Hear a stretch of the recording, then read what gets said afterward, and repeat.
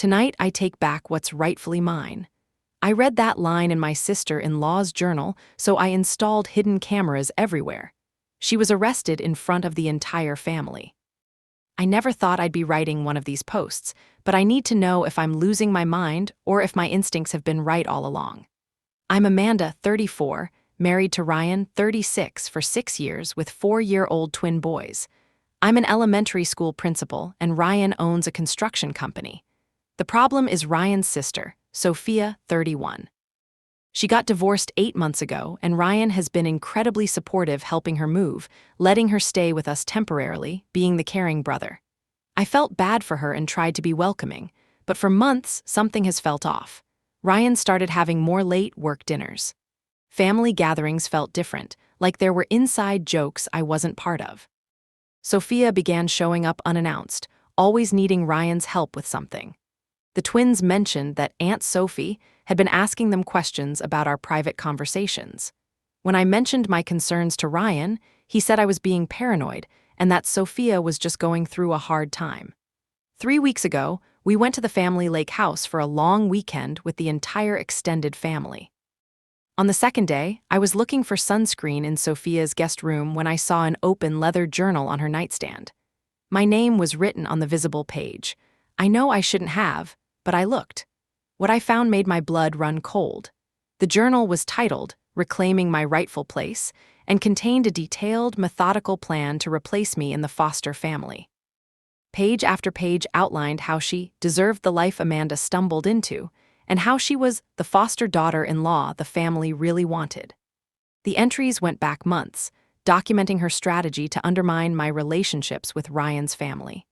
She had been telling family members I was struggling with mental health issues and spreading rumors that I was controlling and difficult. Most disturbing, she had detailed plans for seducing Ryan, including specific information about our private conversations and intimate life that she'd somehow obtained. She had been secretly recording conversations at family gatherings and researching our financial situation through her real estate connections. There were even entries about how she could be a better mother figure to my children. The final entry, written the day before, was chilling. "The lake house weekend is perfect timing. Tonight I'll make my move. By the time we leave here, everything will be different." I took photos of every page with shaking hands, then carefully put the journal back exactly where I found it. The rest of the weekend was surreal. I watched Sophia touch Ryan's arm during conversations, leaning close when talking to him, make comments about how natural she looked with my children. I saw my mother-in-law respond warmly to Sophia's manipulations, not knowing every confidence shared was being used against me. I told Ryan I felt sick and needed to leave early. During the drive home alone, I called my best friend Grace, who's a divorce attorney. After hearing everything and seeing the photos, Grace said, "Amanda, this isn't just family drama. This could be stalking and harassment. You need to document everything and be very careful." Now I'm sitting here trying to figure out what to do. Ryan comes home tonight, and I don't know whether to confront him immediately or gather more evidence first. I don't know if he's been manipulated too, or if he's aware of what's happening. Those expensive dinners on our credit card that Ryan claimed were work meetings. I'm betting they were with Sophia. The times he seemed to know about my work problems that I'd only mentioned to family, she was feeding him information to seem more connected to my life.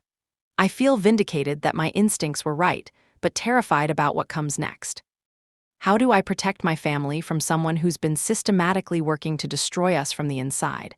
Am I overreacting to a desperate woman going through a divorce, or is this as calculated and dangerous as it seems? Update 1. The response to my first post was overwhelming. Thank you to everyone who validated that I wasn't crazy and gave me practical advice. Several people suggested I start documenting everything systematically, so that's what I've been doing. What I've discovered is so much worse than I initially thought. Ryan came home that Sunday night, and I decided not to confront him immediately. Instead, I told him I was still feeling under the weather and spent the evening asking casual questions about the rest of the weekend. He mentioned that Sophia had been really emotional after I left and that she'd confided in him about feeling rejected by the family lately. That was my first red flag. I had never rejected Sophia. If anything, I'd been going out of my way to include her. Over the past 2 weeks, I've been paying closer attention to everything, and the pieces are falling into place in the most disturbing way possible. Remember those expensive dinner charges I mentioned? I went through our credit card statements for the past 6 months. There are dozens of charges at upscale restaurants that Ryan claimed were work meetings.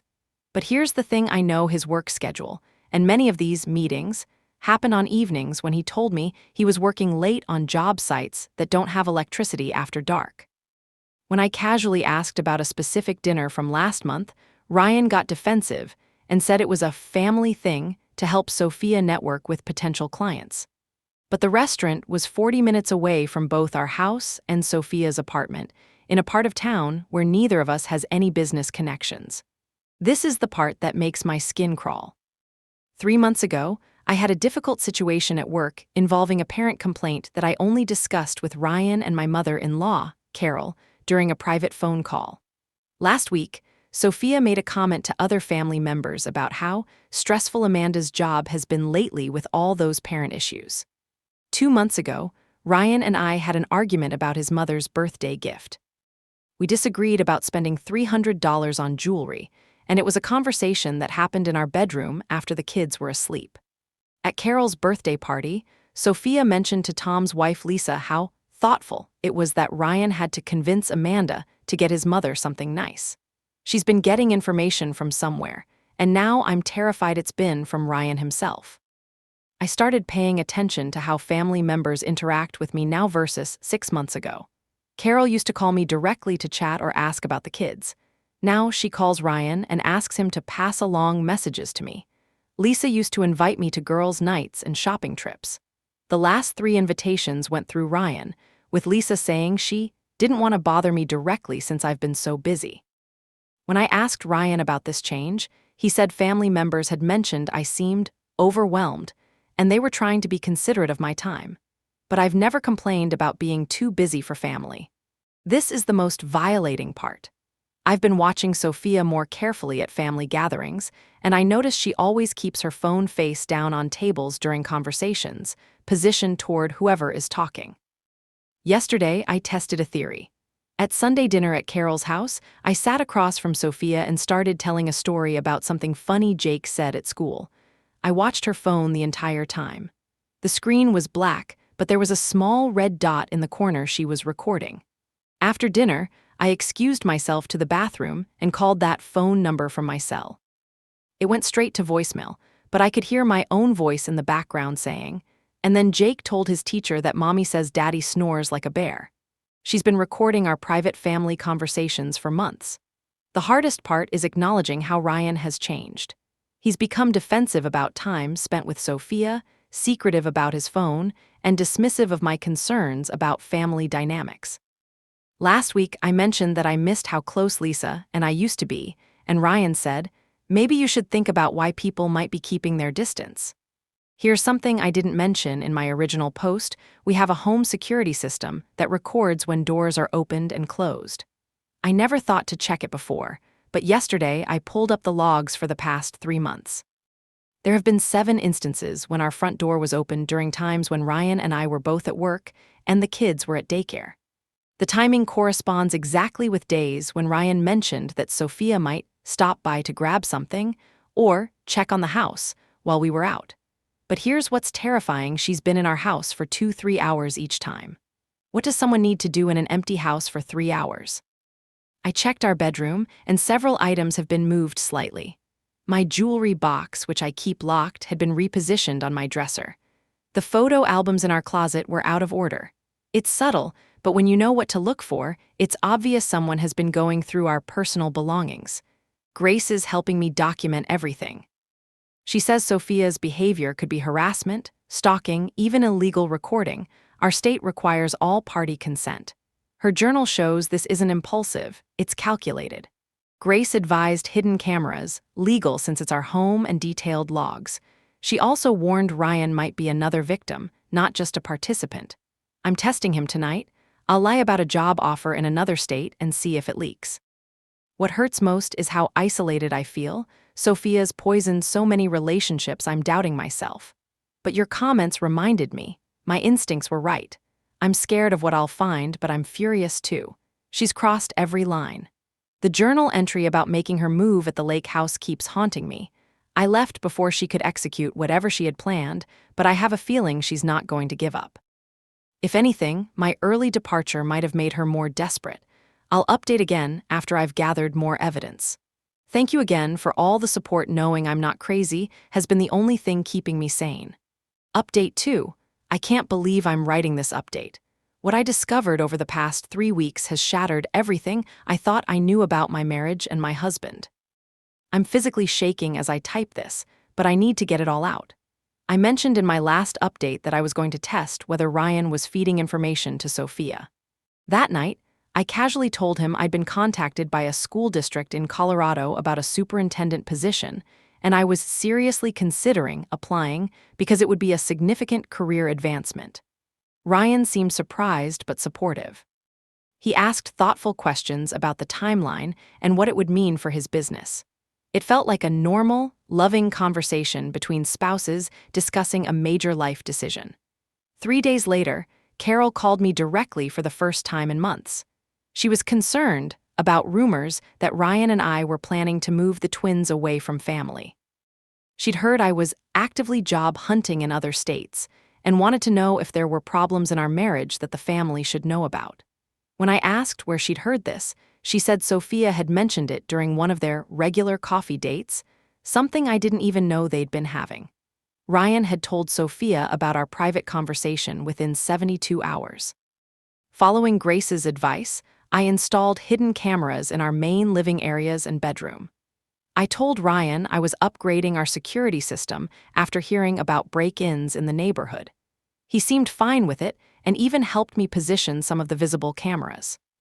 What he didn't know was that I'd also installed tiny, hidden cameras in areas where someone might not expect surveillance: our home office, the guest bathroom, and near our safe where we keep important documents. Last week, I told Ryan I had a mandatory 3-day conference in the state capitol for school administrators.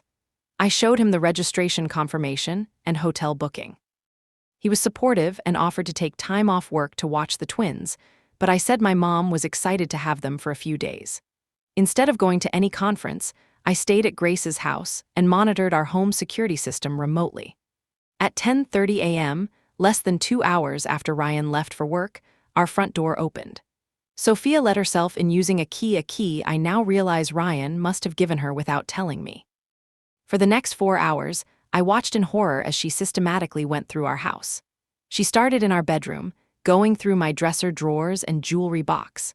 She took photos of my personal items with her phone, including intimate clothing and love letters Ryan had written me early in our relationship. She spent 20 minutes in front of our bathroom mirror, apparently practicing facial expressions and poses. Then she moved to Ryan's home office. She photographed documents from his business, our tax returns, and insurance policies. She opened our safe. Somehow she knew the combination and took pictures of our wills, property deeds, and the twins' birth certificates. But the most disturbing part was what she did in our living room. She rearranged furniture slightly, moved some of our family photos to less prominent positions, and replaced one of our wedding pictures with a photo of herself and Ryan from years ago that I'd never seen before. She was literally trying to erase me from my own home. Ryan texted me around noon saying he was going to come home for lunch to check on things since I wasn't there. I immediately called him and suggested he grab lunch with his crew instead, saying I'd feel better knowing someone was keeping an eye on the house all day rather than just stopping by briefly. He agreed, but at 6:30 p.m., he came home early from work. At 7:15 p.m., Sophia's car pulled into our driveway. What I witnessed over the next 3 hours was the most painful experience of my life. Sophia had a key to our house, knew Ryan's schedule, and had clearly planned this encounter.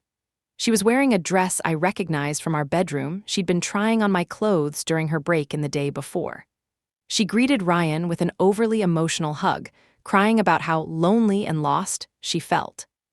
She'd brought wine and takeout from Ryan's favorite restaurant, information she could only have gotten from going through our personal belongings or from Ryan himself.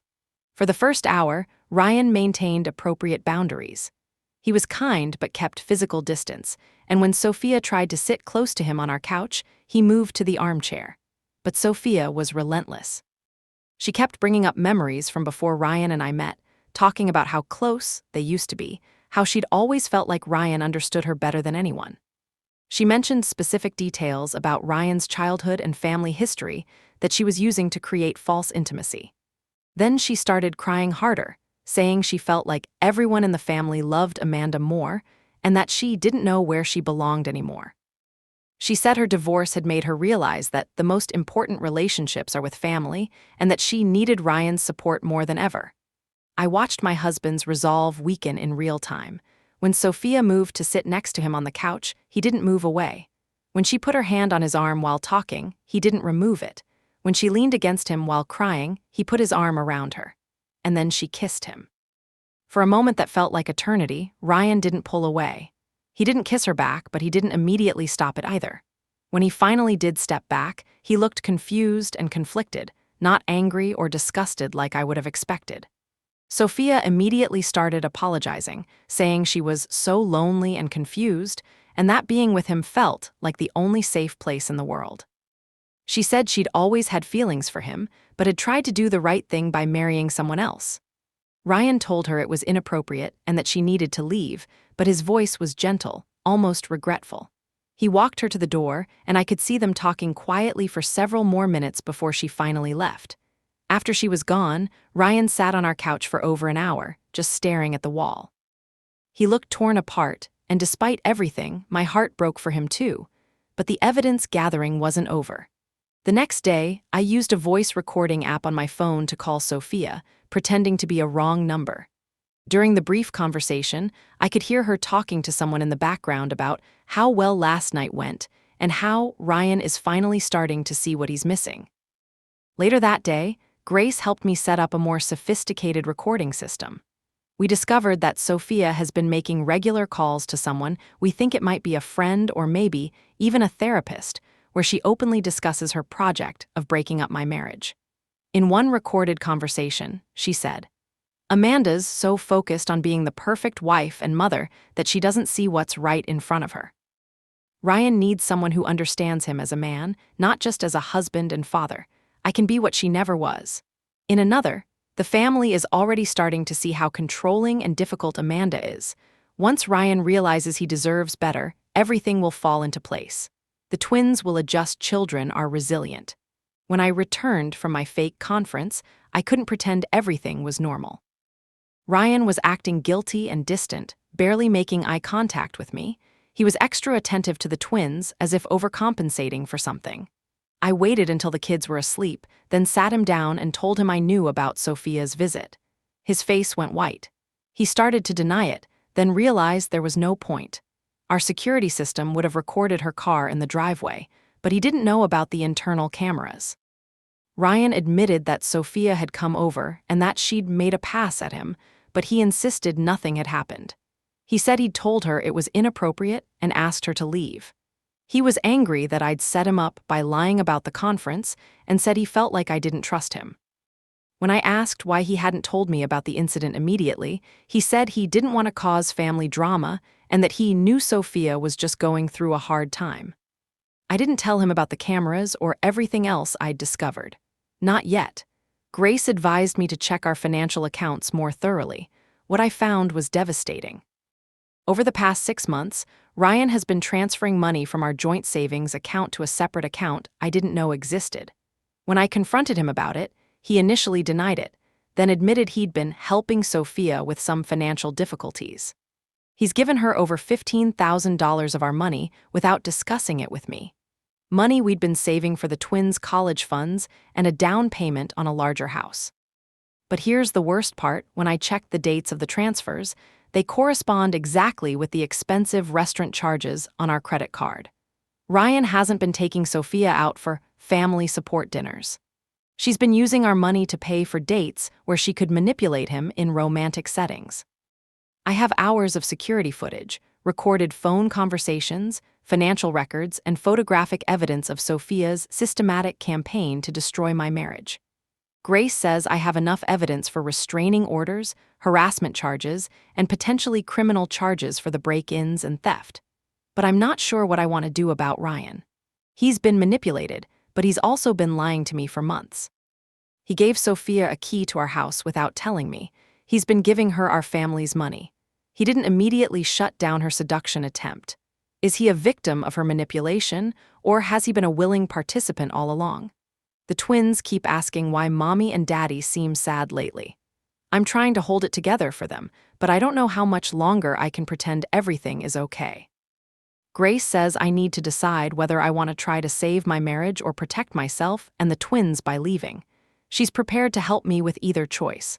I never thought I'd be facing this decision, but here I am. The family reunion is in 2 weeks. Sophia organized it, and it's being held at the lake house where this all started.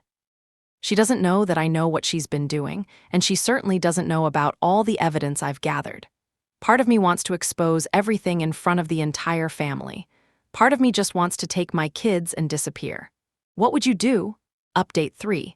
The family reunion was 3 days ago, and I'm still processing everything that happened. Grace helped me compile all the evidence into a presentation. The journal entries, security footage, recorded phone calls, financial records, and photos of Sophia going through our belongings.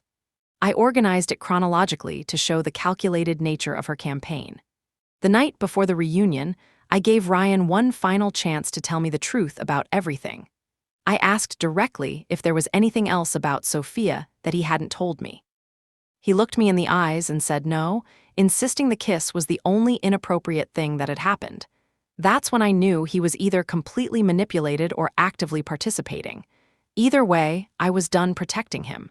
About 30 family members were at the reunion.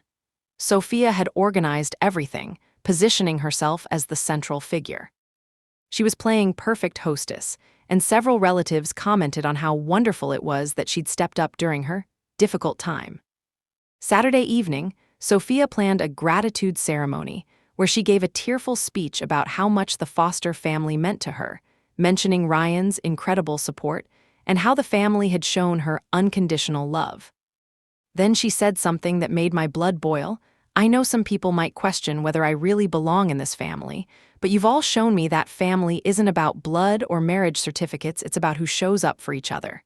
The implication was clear. She belonged. I was the outsider. That's when I stood up and connected my laptop to the big screen. You're absolutely right, Sophia. Family is about who shows up for each other. So let's see exactly how you've been showing up for this family. I walked through the evidence methodically. The journal pages appeared on screen in her own handwriting, the recorded conversations where she discussed breaking up my marriage, the security footage of her going through our bedroom and trying on my clothes. When I played her recorded voice saying, "The family is already starting to see how controlling Amanda is. Once Ryan realizes he deserves better, everything will fall into place. The twins will adjust, children are resilient." The room went completely silent. Sophia tried denying everything, claiming I was having a breakdown and was obsessed with destroying her. Then she broke down completely. Fine, yes, I wrote those things. But you have no idea what it's like to lose everything and watch someone else live the life you should have had. She turned to Ryan. Tell them how unhappy you've been. Tell them about the connection we have that you've never had with her. I've been more of a wife to you than she ever was. Carol, my mother-in-law, spoke up with shaking rage. You recorded conversations in my home. You manipulated my son. You stole from my grandchildren's college fund. And you think you deserve to be part of this family? The response was swift and unanimous. Tom called the police while Lisa started documenting what private information had been compromised. Carol was crying, feeling violated and betrayed. Even extended family members were horrified this wasn't grief behavior, it was calculated cruelty. Sophia was arrested that night for breaking and entering, theft, and harassment. Police found evidence she'd been planning this for over a year, including photos of our house from before her divorce. The family completely cut ties with her. But the hardest part has been dealing with Ryan. He admitted he'd been uncomfortable with Sophia's behavior, but rationalized it as grief. He gave her the house key, claiming she needed to water plants while we were out of town, something I'd never asked her to do. The money transfers started when she claimed she was facing eviction and promised to pay it back. About the kiss, he broke down. I was so confused. She kept saying how unhappy you seemed, how I deserved better. For just a moment, I wondered if she was right. I'm so ashamed of that moment. We're in marriage counseling now, but I don't know if I can trust Ryan again. Yes, he was manipulated, but he also chose to doubt my instincts and dismiss my concerns as paranoia. I'm staying at Grace's while we work through this. The twins are anxious but don't know the full story. Sophia is facing jail time, and I feel vindicated but exhausted from months of gaslighting. To everyone who encouraged me to trust my instincts, thank you. You helped me fight back when I felt most alone. I don't know what happens next with my marriage, but I know no one will ever make me doubt my reality again.